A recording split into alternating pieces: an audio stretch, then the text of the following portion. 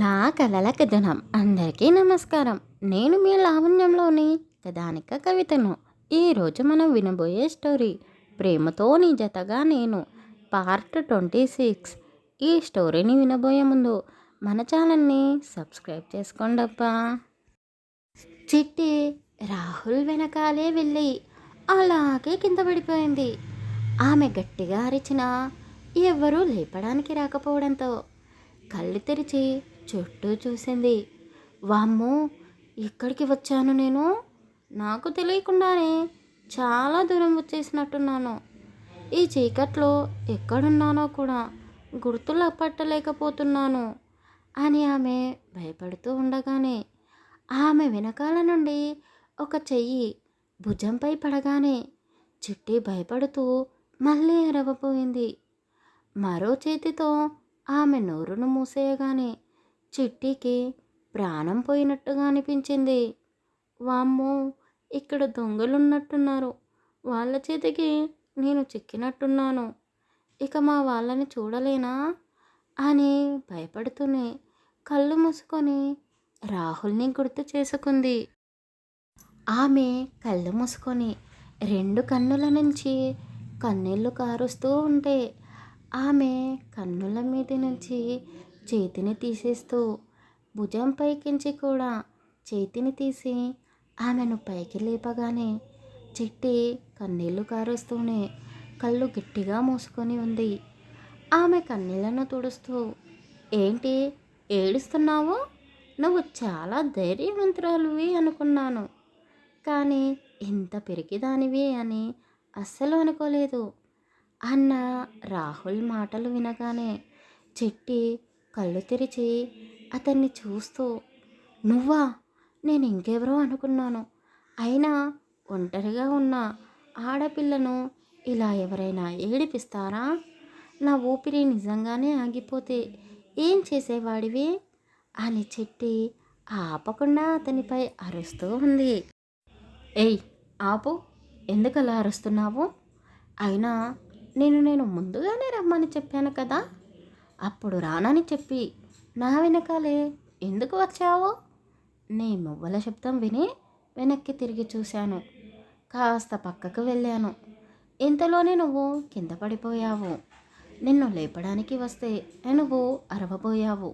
చుట్టుపక్కల ఎవరైనా ఉంటే మనపై దాడి చేస్తారేమో అని నీ నోరు మూశాను అంతే. అంతదానికే ఎందుకలా గొంతుపోయేలా అరుస్తున్నావు అని రాహుల్ గట్టిగా నోరు చేసి అనగానే చిట్టి సైలెంట్ అయిపోయింది. అతను చిట్టినే చూస్తూ ఆమె భయపడింది తలుచుకుంటూ నవ్వు ఆపుకోలేక గట్టిగా నవ్వేశాడు. అయ్యో పాపం, పోనీ అని నీకు దారి తెలియదు కదా అని దారి చూపించడానికి నీ వెనకాలే వస్తే నన్ను ఎగతాళి చేసి నవ్వుకుంటున్నావా? అసలు నేను ఇక్కడికి రాకుండా ఉండాల్సింది అని చిట్టి బొంగర్మూతి పెట్టింది.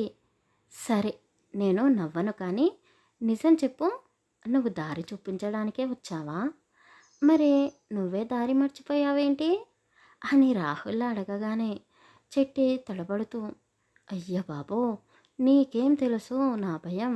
నిన్ను ఆ సాత్విక ఏమైనా చేస్తుందేమో అని భయపడుతూ నీ వెనకాలే వచ్చాను అని చిట్టి మనసులోనే అనుకుంటూ ఉంటే రాహుల్ ఆమె చెయ్యి పట్టుకొని కదిలిస్తూ, ఏంటి అడిగిన దానికి సమాధానం చెప్పకుండా సైలెంట్గా అటు ఎటో చూస్తున్నావు? నాకు మనసులో ఏమనుకుంటున్నారో చదవడం తెలీదు. నోరు తెరిచి చెప్తేనే తెలుస్తుంది అని అతను అనగానే చిట్టి అతన్నే చూస్తూ, ఇందాక నేను భయపడుతూ రాహుల్ని ఎందుకు గుర్తు చేసుకున్నాను? మా నానమ్మ తాతయ్యలు ఎందుకని గుర్తుకు రాలేదు అని అనుకుంటూ ఉంటే రాహుల్ ఆమె చెయ్యి పట్టుకొని నడుస్తూ, సరే, నువ్వు ఊహలు పక్కన పెట్టు, ముందు దారెక్కడుందో చూపించు అని అతను అడగగానే చెట్టి ఊహల్లో నుండి తేరుకొని, అయ్యయ్యో, మనము మా ఊరిని దాటేసి పక్క ఊరి పొలాల్లోకి వచ్చినట్టున్నాము. అందుకే నాకు ఈ దారి తెలియడం లేదు అని ఆమె అనగానే రాహుల్ రెండు చేతులు నడుముపై పెట్టుకొని ఊపిరి పీల్చుకుంటూ బయటికి వదిలేస్తూ, అబ్బా! ఎంత తీయగా చెప్పావమ్మా, చావు వార్త చల్లగా అన్నట్టు. ఇప్పుడు మనము సాత్వికను ఎలా వెతకాలి? ఊరంతా తెలుసు అన్నావు కదా. తిరిగి వెళ్ళిపోదాం. అక్కడే ఉండొచ్చు సాత్విక. మీ ఊరికి దారి చూపించు అని అతను అడగగానే చిట్టి భయపడుతూనే అతన్ని చూస్తూ, ఊరంతా తెలుసు అన్నాను, కానీ పక్క ఊరు తెలీదు కదా. అయినా నేను మా ఇంటికి పొలానికి తప్ప ఇక్కడ చుట్టుపక్కల ఉన్న ఊళ్ళోకి పొలాలలోకి ఎప్పుడూ రాలేదు అని ఆమె అనగానే రాహుల్ తల కొట్టుకుంటూ, ఇప్పుడు ఏం చేయాలి? అయ్యో దేవుడా అని అనుకుంటూ ఉంటే రాహుల్కి సాగర్ నుండి ఫోన్ రాగానే అతని ఫోన్ రింగ్ అవుతూ ఉంది. రాహుల్ సాగర్ నెంబర్ని చూసి టెన్షన్ పడుతూనే ఫోన్ లిఫ్ట్ చేశాడు. ఒరేయ్ రాహుల్, ఎక్కడికి వెళ్ళావు? నువ్వు చిట్టి కనిపించడం లేదు. కలిసి ఎక్కడికైనా వెళ్ళారా? చిట్టి వల్ల నానమ్మ కంగారు పడుతూ ఉంది అని అతను అడగగానే రాహుల్ చిట్టి వైపు చూస్తూ, అవునురా, ఇద్దరం కలిసి సరదాగా బయటికి వచ్చాము.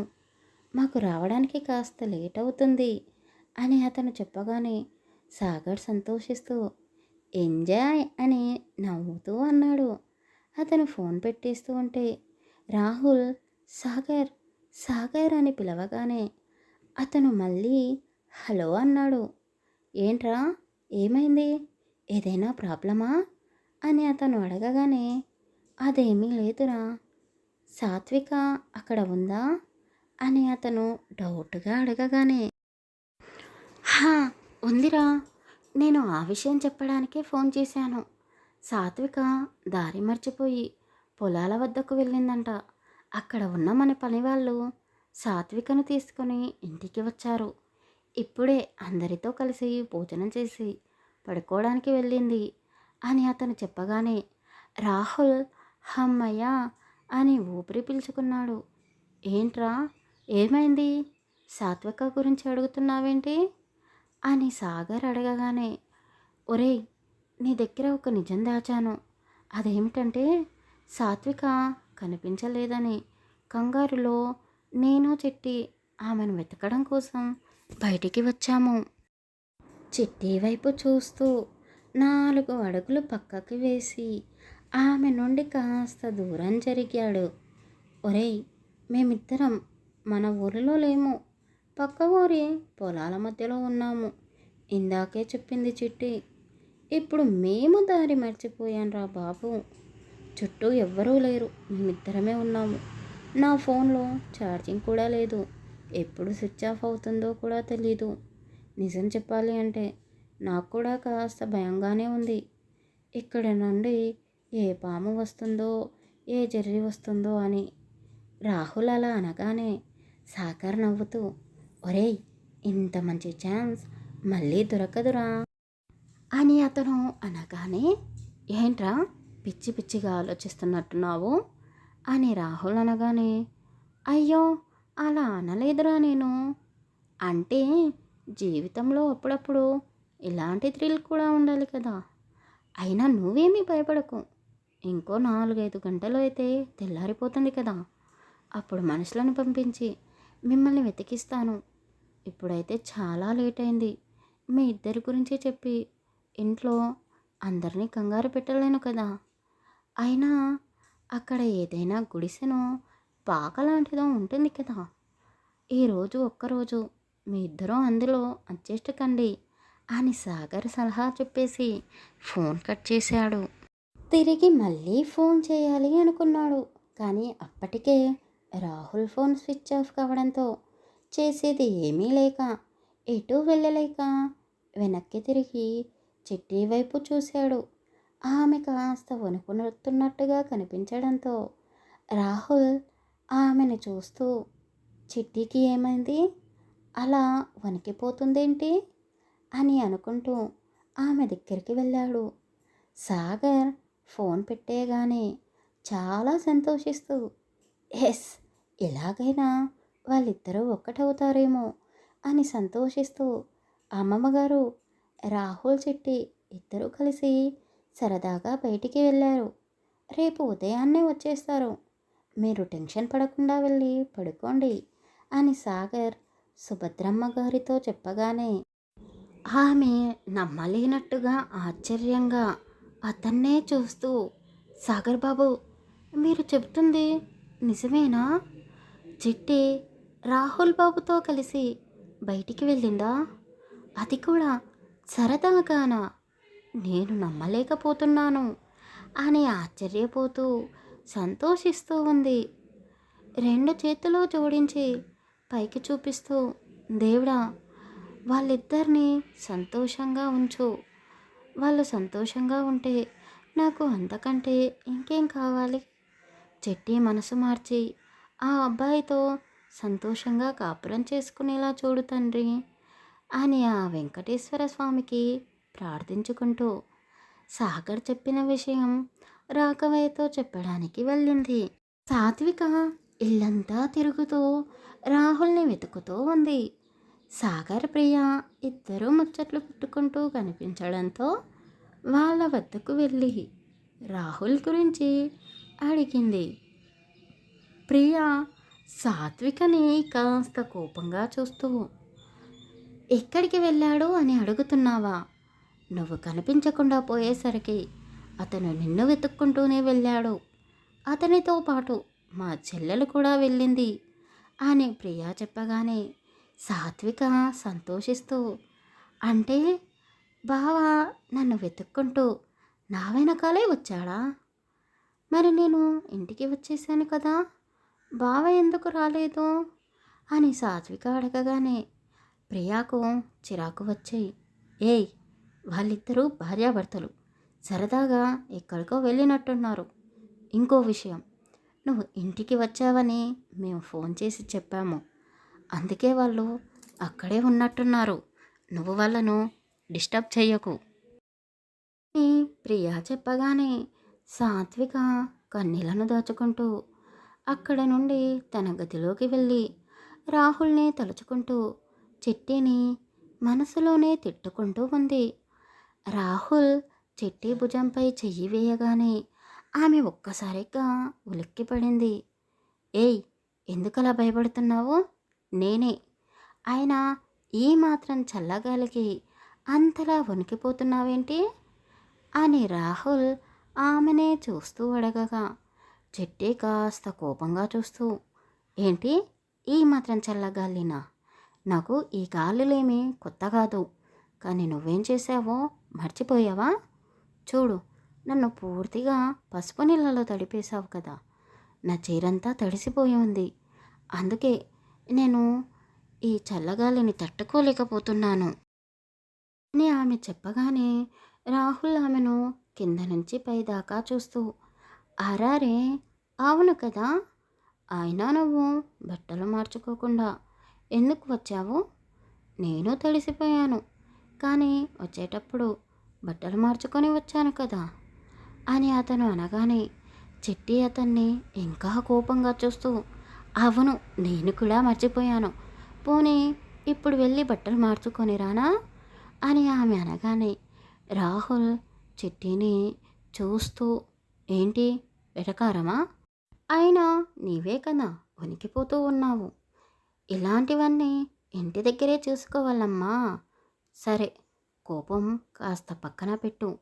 ఆ ముందు ఏదో గుడిసె ఉన్నట్టుంది, అక్కడికి వెళదాం పదా అంటూ రాహుల్ ముందు వెళ్తూ ఉంటే చిట్టి చీరకుచ్చులను చేతిలో పట్టుకొని అతని వెనకాలే అడుగులో అడుగు వేసుకుంటూ గుడిసె వద్దకు చేరుకున్నారు. దానికి తాళం వేసి ఉండడంతో రాహుల్ తలకుట్టుకుంటూ పక్కనే ఉన్న ఒక రాయిని తీసుకొని ఆ తాళం పగలగొట్టబోయాడు. చిట్టి అతని చెయ్యి పట్టుకొని ఆపిస్తూ, వద్దు, అందులో ఏమైనా ముఖ్యమైనవి దాచిపెట్టారేమో అని ఆమె అనగానే రాహుల్ ఆమెనే చూస్తూ, ఉదయాన్నే లేవగానే కొత్తది కొనిస్తానులే, మరేం పర్వాలేదు అని అతను అంటూ ఉంటే వద్దు అన్నట్టుగా తల అడ్డంగా ఊపుతూ ఆమె చేయిని పైకి చూపిస్తూ, అదిగో అటు చూడు, అది వంతెన లాంటి మంచం. అక్కడ పడుకోవచ్చు. ఏవైనా జంతువులు వచ్చి పొలాన్ని పాడు చేయకుండా ఆ వంతెనపై పడుకొని నిద్రపోకుండా కాపలా కాస్తూ జంతువులని రానివ్వకుండా సౌండ్స్ చేస్తూ ఉంటారు. మనం అక్కడికి వెళదాం అని చిట్టి చెప్పగానే 10 అడుగుల దూరంలో ఉన్న ఆ చెట్టు వద్దకు వెళ్ళి పక్కనే ఉన్న నిచ్చెన వేసుకొని గడ్డితో కప్పిన ఆ వంతెనపైకి ఎక్కేస్తారు. రాహుల్ పైకి ఎక్కగానే ఆ గడ్డి పాన్పుపై పవలిస్తూ ఆకాశంలో ఉన్న చిక్కలని నిండు చంద్రుడిని చూస్తూ, ఆహా, ఎంత అందంగా కనిపిస్తుంది ఈరోజు ఆకాశం నాకు. ఈ ప్లేస్ చాలా బాగా నచ్చింది అంటూ అతనికి గుచ్చుకుంటున్న గడ్డి పూసలను పక్కకు నెట్టేస్తూ సడన్గా చిట్టి వైపు చూశాడు. అప్పటి వరకు బాగానే ఉన్న ఆమె ఆ చల్లగాలికి ఇంకా ఎక్కువగా వణికిపోతూ ఉండడంతో రాహుల్ ఆమెను దగ్గరికి తీసుకుంటూ చేతులకు వెచ్చదనాన్ని ఇస్తూ అతని చేతితో రుద్దుతూ ఉన్నాడు. ఎంతకీ ఆమెకి వణుకుడు తగ్గకపోవడంతో అతను గట్టిగా హత్తుకున్నాడు. అతను అలా చేయగానే చిట్టి కాస్త ఊరటగా అనిపించి ఆమె కూడా అతని చుట్టూ చేతులు వేసి అతన్ని ఇంకా గట్టిగా హత్తుకుంది. ఇద్దరికీ అది తొలి స్పర్శ కావడంతో కాస్త మొహమాట పడుతూనే రాహుల్ ఆమెను పూర్తిగా అల్లుకుపోయాడు. ఆకాశానికి భూమికి మధ్యలో ఉన్న వాళ్ళిద్దరికీ ఆ చల్లగాలిలో వేడిని పుట్టిస్తూ ఉంటే రాహుల్ ఆమెను ఎక్కడెక్కడో చేతులతో తాకుతూ వాళ్ళిద్దరి మధ్య అడ్డుగా ఉన్న ఆమె తడిసిన బట్టలను తీసేస్తూ అరికాలి నుండి నుదిటి వరకు ముద్దులతోనే ముంచేస్తూ ఆమెలో వేడిని పుట్టిస్తూ పూర్తిగా అతని సొంతం చేసుకున్నాడు. ఎవరూ లేని ఏకాంతంలో చల్లగాలులు వాళ్లకు పూర్తి సహకారం చేస్తూ ఉంటే అన్నీ మర్చిపోయి హాయిగా ఒకే శరీరం ఒకే మనసు అన్నట్టుగా ఒకరి ఒడిలో ఒకరు సేదర తీరుతూ ఉన్నారు. పిచ్చుకలు శబ్దాలు చేస్తూ ఉంటే చిట్టి చిరునవ్వులు చిందిస్తూ మెల్లిగా కళ్ళు తెరిచి చూసింది. ఆమెకు ఎంతో దగ్గరగా ఉన్న రాహుల్ ముఖాన్ని చూసి సంతోషిస్తూ అతన్ని ముద్దు పెట్టుకోబోయింది. అంతలోనే రాత్రి జరిగింది గుర్తుకు వచ్చి గట్టిగా అరుస్తూ అతని కౌగిలి నుండి దూరం జరుగుతూ పక్కనే ఉన్న ఆమె చీరనంతా ఆమె శరీరంపై కప్పుకుంటూ అతన్ని కోపంగా చూస్తూ ఉంది. ఆమె అరిచిన అరుపుకు రాహుల్ ఉలిక్కిపడి నిద్రలేచి చిట్టి వైపు చూస్తూ, ఏమైంది, ఎందుకలా అరిచావు అంటూ అతను ఆమె భుజంపై చెయ్యి వేయబోయాడు. అంతే, చిట్టి ఇంకా గట్టిగా అరుస్తూ, ఏయ్, రాత్రి ఏం చేశావు? నా చిటికన వేలు గోరు కూడా తాకనని మాట ఇచ్చావు కదా, ఆ మాటని పక్కన పెట్టావా? అయినా నువ్వు కూడా ఒక మొగాడివే కదా, ఒంటరిగా దొరికిన ఆడదాన్ని వదిలిపెడతారా ఏంటి? ఛీ, నీ ముఖం చూడాలంటేనే నాకు కంపరంగా ఉంది. అయినా నాకే బుద్ధి లేదు. నేను నిన్ను నమ్మి నీ వెనకాలే వచ్చాను. నువ్వు మరీ ఇంత దుర్మార్గుడివి అనుకోలేదు అని చిట్టి నోటికొచ్చినట్టు అంటూ ఉంటే రాహుల్కి ఏమీ అర్థం కాక, చిట్టి, అంత అసహ్యంగా మాట్లాడకు. నువ్వు కూడా ఇష్టంగా నన్ను దగ్గరికి తీసుకున్నావు కదా అని అతను అనగానే చిట్టి అతన్ని ఎర్రబట్ట కళ్ళతో చూస్తూ, ఏంటి, నిన్ను నేను దగ్గరికి తీసుకున్నానా? అసలు నేను తాకాలంటేనే నాకు తేళ్ళు చెర్లు పాకినట్టుగా అనిపిస్తుంది. ఆ తర్వాత ఏం జరగబోతుంది తర్వాయి భాగంలో తెలుసుకుందాం. కథ నచ్చితే లైక్ చేసి కామెంట్ చేసి మన ఛానల్ని సబ్స్క్రైబ్ చేసుకోండి అబ్బా.